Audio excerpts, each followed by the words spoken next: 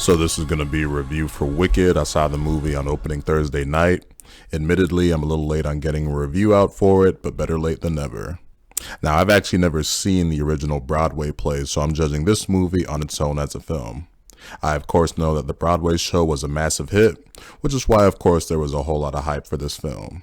And admittedly, I always get suckered into watching things that get a lot of hype behind them, even if I'm not really looking forward to it in that kind of way.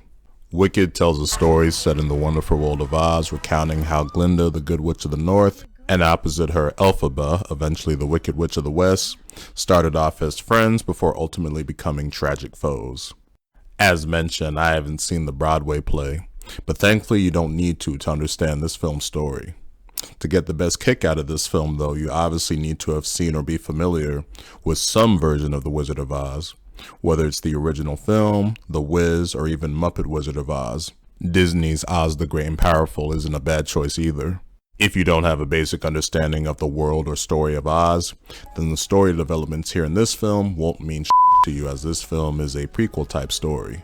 Disney animated films notwithstanding, I don't really consider myself an ultra enthusiast of live action musical type films, but I certainly don't mind them if they're done right. I enjoyed last year's Wonka, and there's obvious brilliance in films like Sweeney Todd. Regardless though, if you don't like those kinds of whimsical type Broadway films, then you should certainly stay the fuck away from this film, as Wicked fully embraces that tone in very charming fashion. The sets and the look of the film are all visually very appealing and will keep your eyes entertained all the way through. The actual musical numbers are also great. I don't know if it helped or hurt that I hadn't heard any of the songs before, but regardless, they were great, and your two leads in the film are of course phenomenal singers in Cynthia Erivo and Ariana Grande. That's where the bulk of the entertainment from this film came for me, and that was the two leads, specifically Ariana Grande. The best way to describe her here is adorably fantastic in this film. Room with Miss Glinda. Her voice and physical petiteness are just perfect for a character here in Glinda, who's cutishly narcissistic and into herself. Based on the trailers, I expected Ariana Grande to be great here, but she was even better than advertised, getting my vote for the best thing in this film. She has just too many to count funny and cute moments. Her highlight scene is a song she does called Popular, which was definitely stuck in my head once the film was done.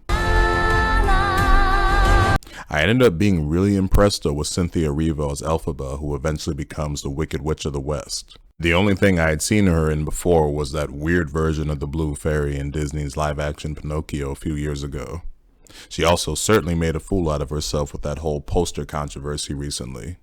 But her Elphaba here was a beautifully tragic character, growing up and being made fun of because of her green skin, yet still being confident in herself even during the tough times. She just gave a beautiful performance here.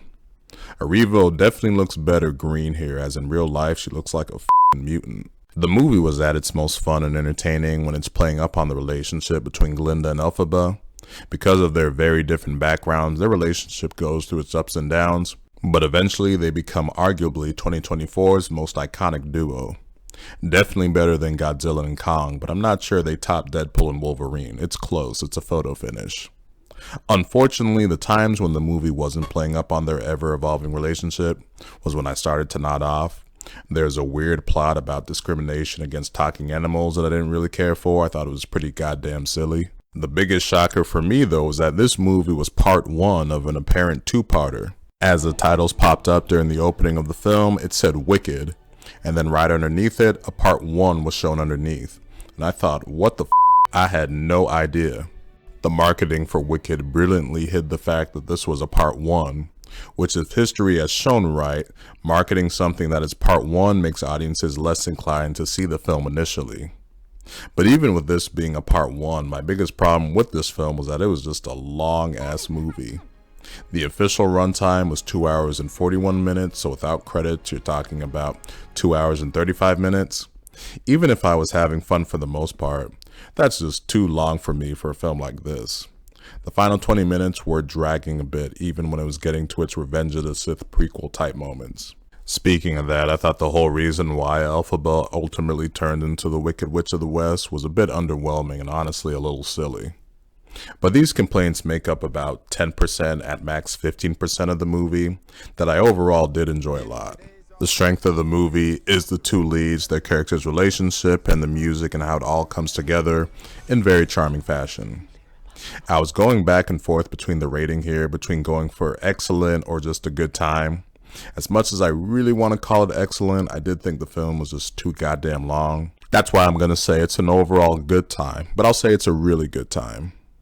I could have used an intermission halfway through this film, but I guess there'll be a year-long intermission between this part 1 and part 2 due at this time next year. And in case you're wondering, no, I didn't do the Gladiator 2 and Wicked, Glicked, or I like to call it Wikiator, double feature, as Gladiator 2 itself is 2.5 hours long. So I'd probably be in the hospital watching these two movies back to back in the theaters. So that'll do it for this review of Wicked. If you made it to the end of this video, thank you for watching.